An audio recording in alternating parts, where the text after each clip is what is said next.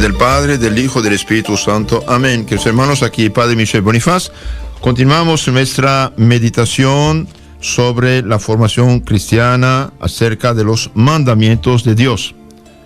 Hoy empezamos el séptimo mandamiento de Dios que dice: no tomarás los bienes ajenos, ni lo tendrás a sabiendas. Con otras palabras, no robarás, no hurtarás. El séptimo mandamiento nos prohíbe tomar los bienes ajenos, retenerlos injustamente y causar daño al prójimo.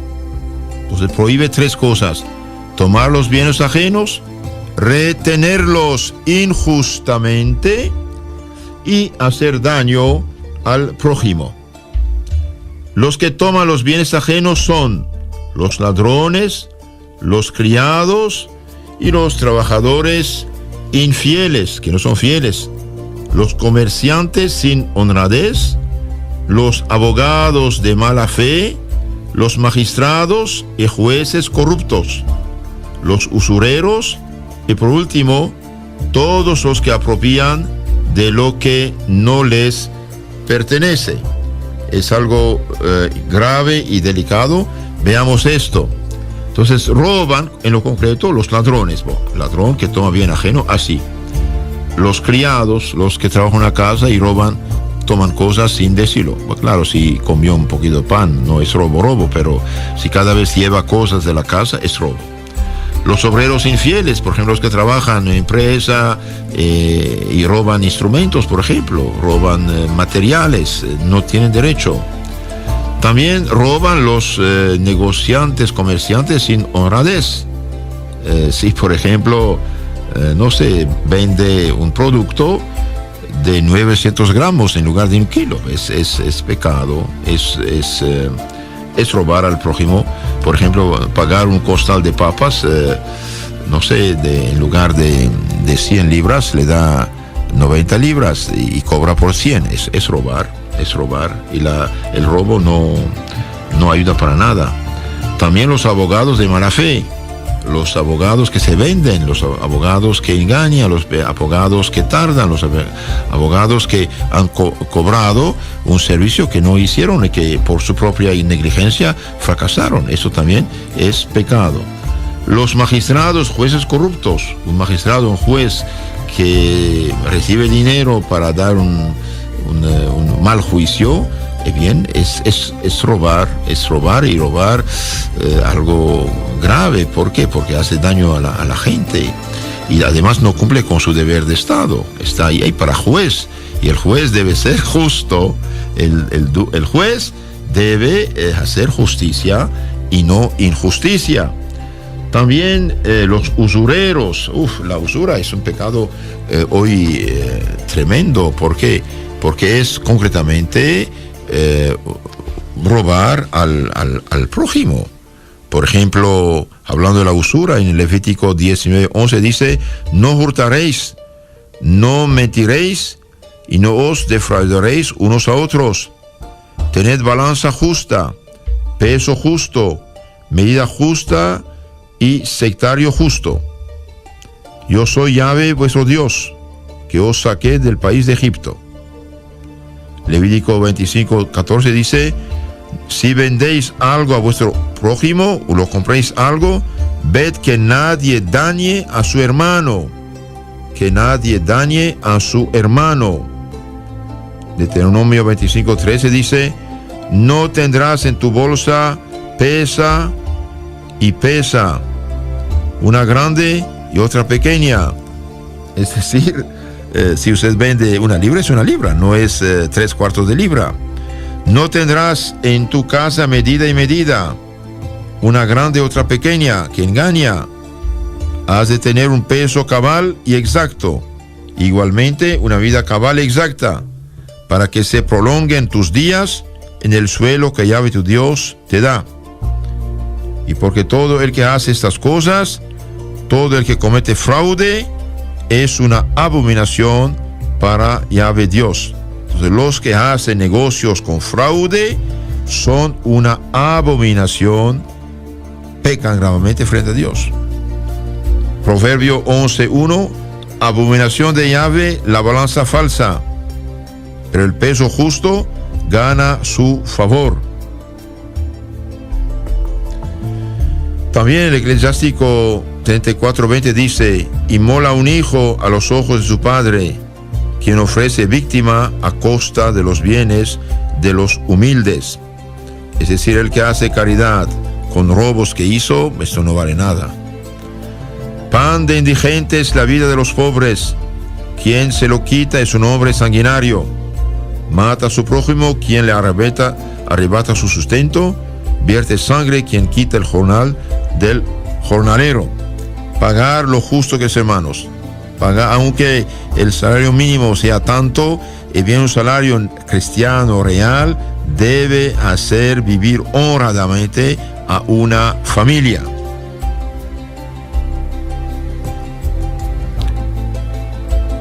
Proverbios 1:19 dice: esa es la senda de todo el que se entrega a la rapiña.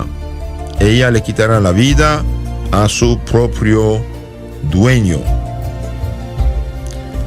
Y también Jeremías, profeta, dice 22:13: ay del que edifica su casa sin justicia y sus pisos sin derecho.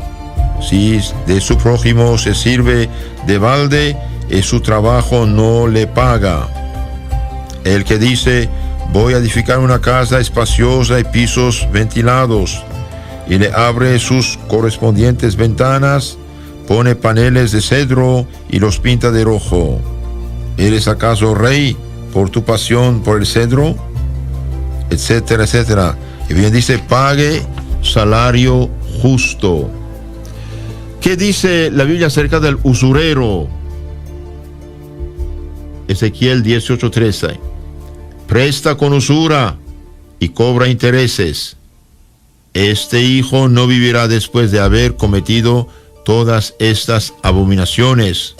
Morirá sin remedio y su sangre recaerá sobre él. Queridos hermanos que prestan dinero, cuidado, no se dejen engañar. La avaricia es una idolatría que aparta de Dios. Presta con usura y con intereses. No es correcto. No es cristiano. En el Éxodo 22:24 dice: si prestas dinero a uno de mi pueblo, al pobre que habita contigo, no serás con él un usurero. No le exigiréis interés.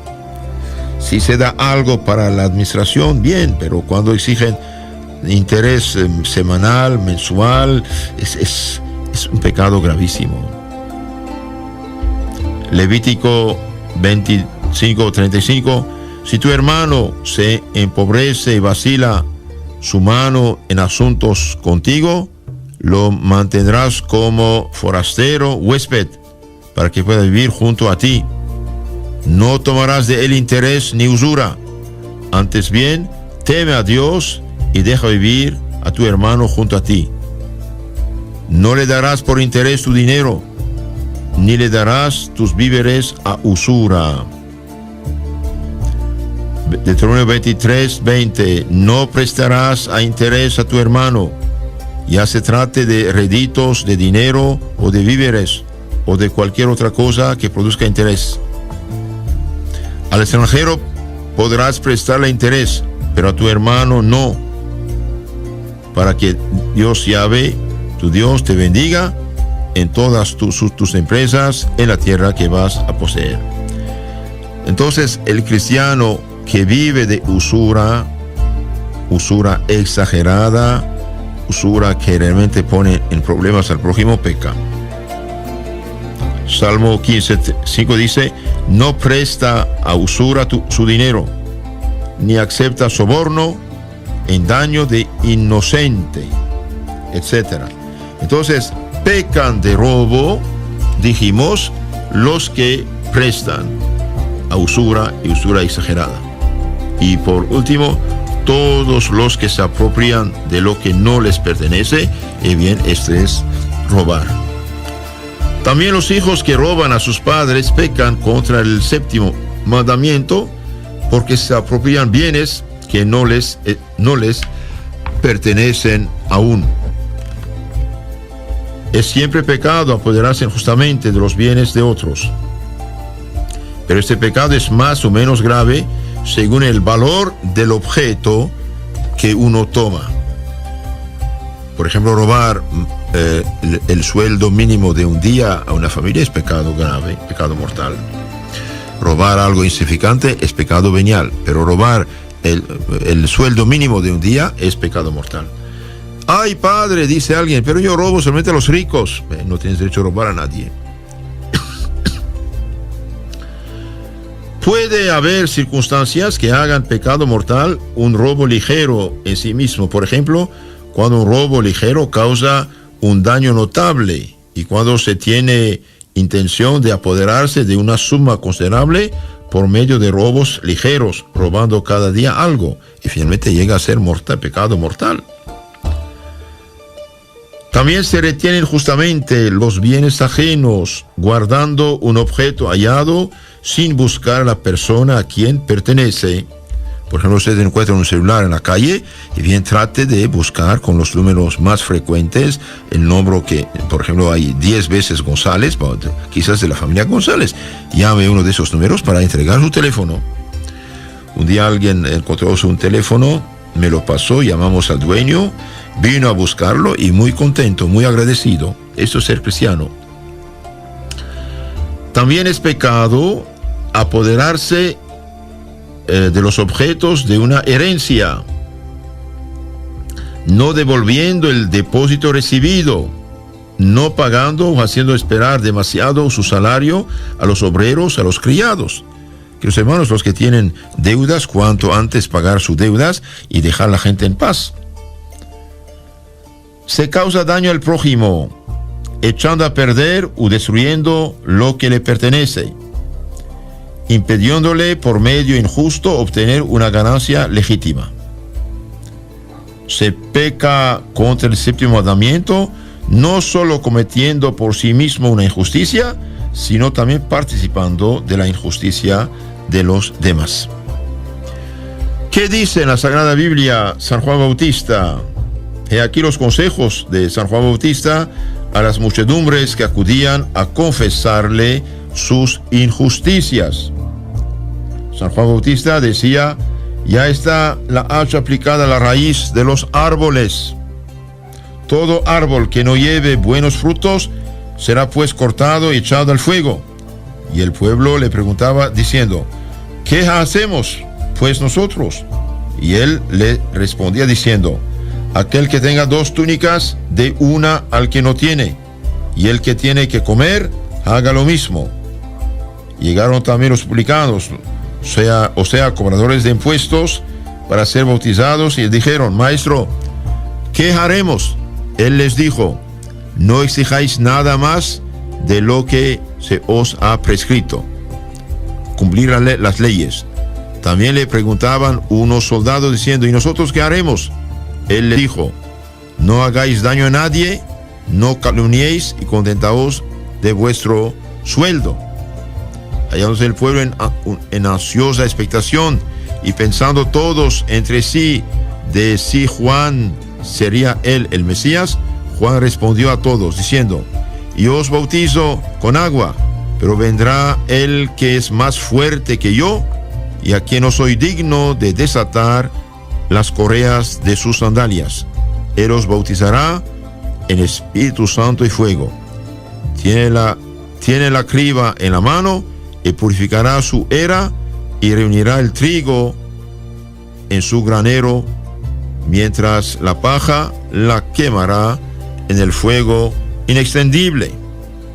Estos son los consejos de San Juan Bautista. Queridos hermanos, en la Biblia leemos que el anciano Tobías, ya ciego, escuchó un corderito entrar en su casa y dijo este hombre honesto: tened cuidado, no sea el fruto de algún robo. En ese caso habría que devolverlo a sus dueños, porque no nos está permitido aprovecharnos de lo hurtado para nuestro alimento. Tobías 2:21. También vemos en la Biblia un caso muy interesante. El rey Acab, rey de Israel, quiso comprar un campo a un señor y este dijo, no, yo no vendo mi campo. No aceptó vender su campo, pero la reina Jezabel, una pagana de primera, bien hizo matar a Nabot, el dueño del campo, bajo calumnias, mentiras, y se apoderó el rey del campo, de la viña de Nabot. Entonces se presentó el profeta Elías a decirle de parte de Dios, en este mismo lugar en que los perros han lamiado la sangre de Nabot, lamerán también tu sangre. Algún tiempo después, hallándose Acab en guerra con el rey de Siria, se disfrazó para evitar los tiros de los enemigos, pero le alcanzó una flecha extraviada y la sangre que corrió de su herida fue lamida por los perros, como lo había dicho el profeta a él. Tercer libro de los Reyes, 21, 1, 19. Entonces, queridos hermanos, el hecho de robar al prójimo es un pecado, y un pecado feo. Cuidado, cuidado, cuidado. Entonces, no robarás. Este mandamiento nos prohíbe tomar los bienes ajenos, retenerlos injustamente y causar daño al prójimo. Los santos dicen o devolución o perdición. Es decir, el que roba, si no devuelve, si no repara, bien, no tiene salvación. Continuamos con este mandamiento. Los empleados pecan de ordinario contra el séptimo mandamiento, engañando a sus patronos y administrando mal los bienes de los mismos. Los trabajadores no deben engañar a sus patronos ni aun en las cosas más pequeñas. Jesús dijo, yo os digo, háganse amigos con la riqueza de iniquidad, para que cuando estas falten, os reciban en sus tabernáculos eternos. El que es fiel en lo poco, lo es también en lo mucho. El que es injusto en poco, lo es igualmente en lo mucho. Si vosotros pues no habéis sido fieles en las riquezas de iniquidad, ¿quién os dará lo que es vuestro? Ningún servidor puede servir a dos amos, porque aborrecerá al uno y amará al otro, o se apegará al uno y despreciará al otro. No podéis servir a Dios y al mamón, es decir, a las riquezas. San Lucas 16, 9, 13. Otras injusticias. Se entabla un proceso injusto cuando se cita a alguien ante los tribunales para obligarle a pagar lo que no debe. Los extorsionistas y secuestradores pecan haciendo lo que hacen. El interés alto, dijimos, es un robo y una falta de caridad. También los que no pagan sus deudas ofenden a Dios porque retienen injustamente los bienes ajenos.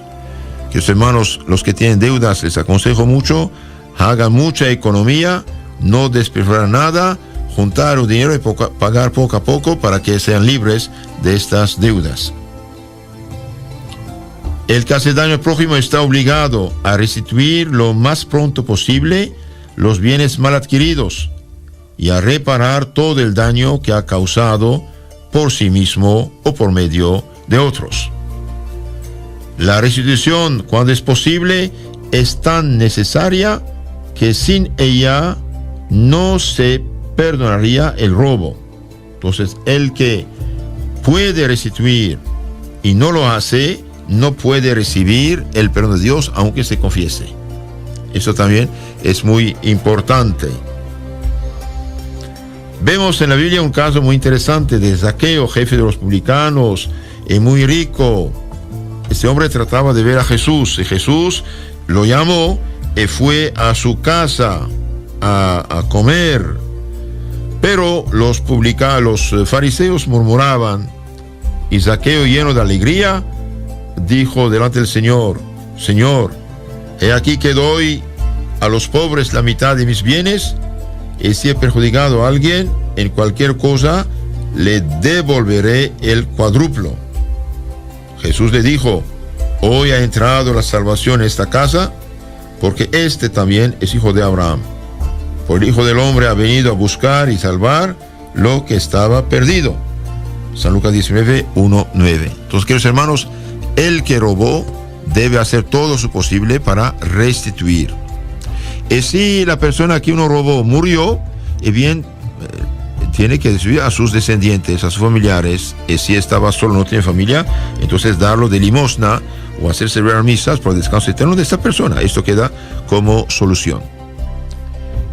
El autor de un robo o de un perjuicio no está obligado a restituir él solo. Esta obligación se extiende a todos los que han participado en cualquier sentido al robo o del daño causado al prójimo. Se participa de un robo o de un daño causado al prójimo cuando se manda a hacerlo. El que manda a hacer daño es culpable del daño. Cuando se aconseja, el que, por ejemplo, aconseja hacer un mal, bien, también es culpable de este mal. Cuando se encubre y cuando, teniendo obligación de impedirlo, no se impide. Entonces, cuidado, uno puede hacer daño al prójimo cuando uno manda a hacerlo, aconseja a hacerlo, cuando se encubre y cuando, pudiendo impedirlo, no lo impide. La restitución debe hacerse en el orden siguiente. Antes que todo, debe restituir la cosa robada el que la tiene en su poder. En su defecto, debe hacer la restitución el que mandó o aconsejó el robo. Y por último, el que lo ejecutó. Hay que restituir a quien se hizo el perjuicio, y si ha muerto, a sus herederos. Si no tiene herederos, a los pobres o en obra de caridad. Si uno no hubiese heredado bienes, si uno hereda bienes mal adquiridos, tendrá que restituirlos, porque no es lícito retener justamente los bienes ajenos. Entonces, por ejemplo, un padre hizo fraudes, hizo robos, dejó una herencia a los hijos, y bien, los hijos no tienen derecho de guardar esos bienes robados, tienen que restituirlos. Si no se sabe a quién pertenecen los bienes, hay que restituir, hay que consultar con sus superiores, su sacerdote, un confesor, y hacer lo que digan. Debe restituirse la cosa misma que se tomó, si existe aún. Y si no existe, hay que restituir su justo valor. Porque una persona que robó, digamos, no sé, 1,000 pesos hace 10 años, 30 años, y con la inflación esos 1,000 pesos hoy son 30,000. Entonces debe recibir el equivalente de la cosa. Y no solamente hace 15 años robó 1,000 pesos, se recibió 1,000 pesos. No, los 1,000 pesos de hace 15 años eran quizás 10,000 o 15,000 pesos actuales. Entonces debe recibir la cosa, el equivalente. Si no se tiene con qué restituir, debe tenerse intención de hacerlo y buscar los medios de restituir lo más pronto posible.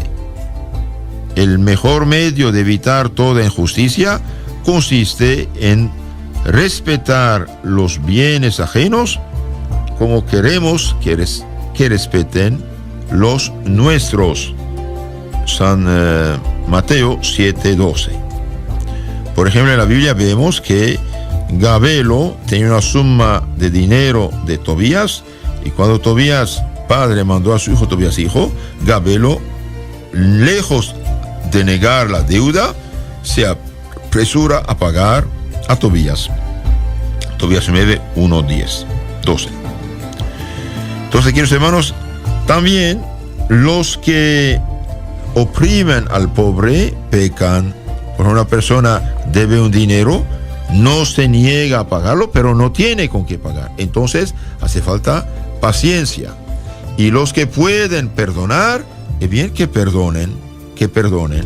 Porque finalmente el que tiene bienes de este mundo y puede perdonar una persona que no puede y le causa mucho problema el pagar la deuda, que perdone por amor a Dios. Y el que perdona por amor a Dios, bien recibe muchas y grandes bendiciones de Dios.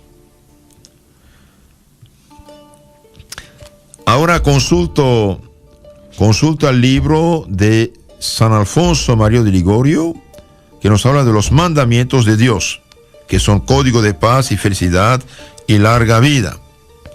No robarás, no codiciarás bienes ajenos. Éxodo 20, 15, 17. ¿Qué se entiende por robo? Dice San Alfonso. Por robo se entiende apoderarse de los bienes ajenos sin justa causa y contra la voluntad de su dueño. Decimos sin justa causa, pues, si un individuo se halla en extrema necesidad o un acreedor no puede de otro modo percibir lo que se le debe, será entonces lícito apropiarse de lo ajeno sin el consentimiento de su dueño. Por ejemplo, una persona está muriendo de hambre, está en el campo, y bien toma, no sé, una fruta del campo del ajeno, no es robo. O una persona a quien deben un dinero y no la pagan, y bien se cobra lo chino, como dicen. Es decir, lo toma porque es su bien, pero no lo restituyen. En cuanto a la necesidad, debe ser esta una necesidad extrema, que sería la de aquel que, de no tomar de lo ajeno, tuviera que verse en peligro próximo de la muerte o gravísimo daño, etc. Santo Alfonso de Ligorio dice: el robo, cuando respecto de la persona a quien se roba es grave, constituye pecado mortal, y el ladrón se hace reo del infierno. Los ladrones, los codiciosos, los salteadores, usureros no heredarán el reino de Dios. 1 Corintios 6:10. Pecado es este para el que la humana justicia tiene también sus castigos, incluso a veces hasta la muerte, ya que los ladrones destruyen la paz de la sociedad entera. Los hermanos, los que viven de robos, pecan, están muy mal, tienen que corregirse.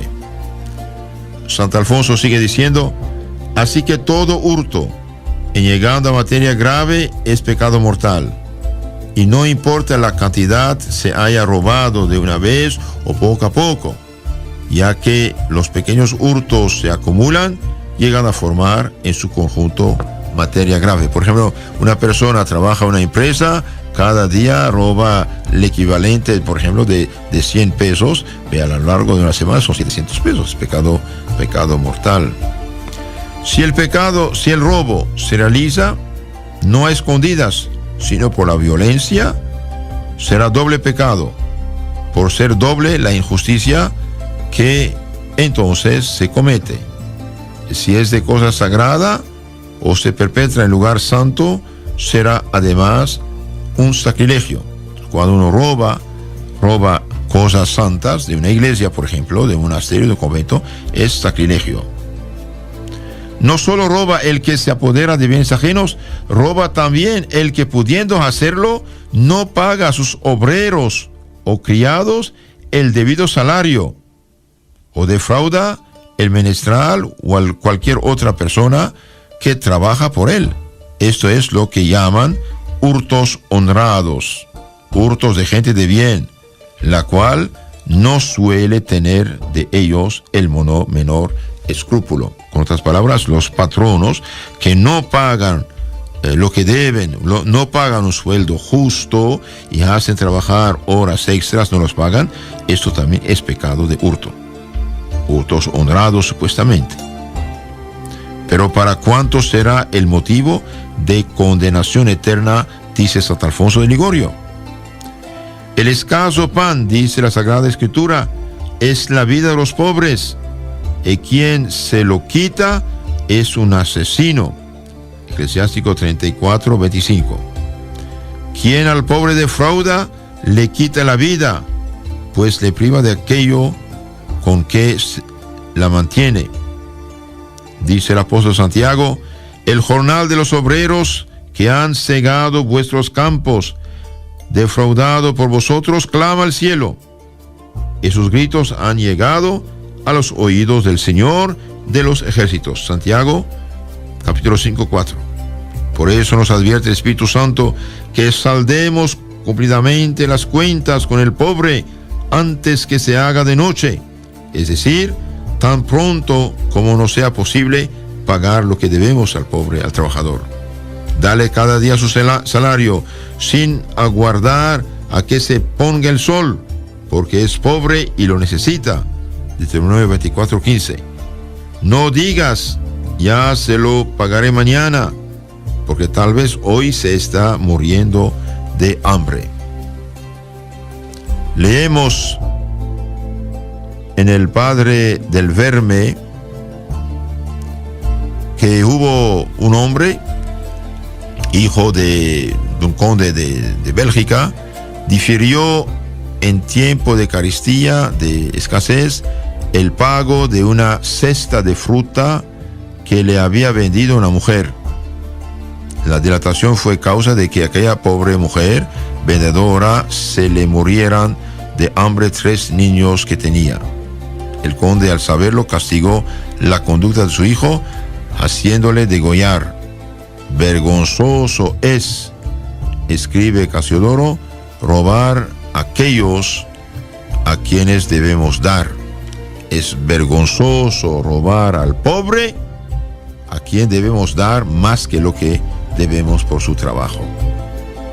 Peca también, y para el caso es como si robase el quien justamente damnifica al prójimo en sus bienes y está obligado a restituir si el daño fue con advertencia. Dígase lo mismo en cuanto al pecado y a la restitución del que impide que otro perciba lo que en justicia se le debe, o del que con torpes enredos, violencias y calumnias priva al prójimo de algún beneficio que podía venirle, sino por estricto derecho, tal vez por donación o legado testamentario. Pecan y están obligados a la restitución todos aquellos que cooperan en el robo o daño del prójimo, con un mandato o consejo. Igualmente quienes no le impiden pudiéndolo impedir, como deben hacerlo por obligación los guardas que el dueño tiene para su hacienda, por ejemplo, o su negocio. Y en general todos los criados, cuando se trata de defender los bienes del amo contra ladrones extraños. Fuera de esos casos, quien a poca costa puede evitar al prójimo un grave daño y no lo evita, no está obligado a restituir, pues no falta la justicia. Pecaría, sin embargo, contra la caridad. Roba el que, habiendo encontrado por azar algún objeto y sabiendo quién es su dueño, y no lo restituye, o si desconociendo al dueño, no hace ninguna diligencia para averiguarlo. Cuando uno encuentra algo, debe buscar a quien pertenece y devolverlo. Las cosas halladas deben conservarse mientras hay esperanza de que aparezca su propietario. Y advierto que cuando el objeto es de mucho valor, una costosa prenda de vestir, por ejemplo, o una sortija valiosísima, una cartera llena de billetes, siempre es de esperar que tarde o temprano aparezca el dueño, el cual, buscando acá y allá, habrá hecho seguramente correr la voz por todas partes por donde anduvo, y así fácilmente se llegará a saber más tarde o más temprano de quién es el objeto pedido, debe restituirse. Peca quien compra cosas robadas, y no vale decir, es que si no lo compro yo, lo compran otros. Escucha lo que refiere de un soldado que por la fuerza se apoderó de la chutía de una pobre aldeana, llorando a la mujer al mismo tiempo que increpaba al soldado con estas palabras: pero, ¿y por qué te empeñas en llevarme mi cosa? Es que, señora, si no se la quito yo, se lo han de quitar otros.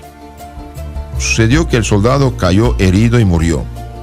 Condenado al infierno, aparecióse acompañado de un demonio que descargaba sobre él fieros azotes.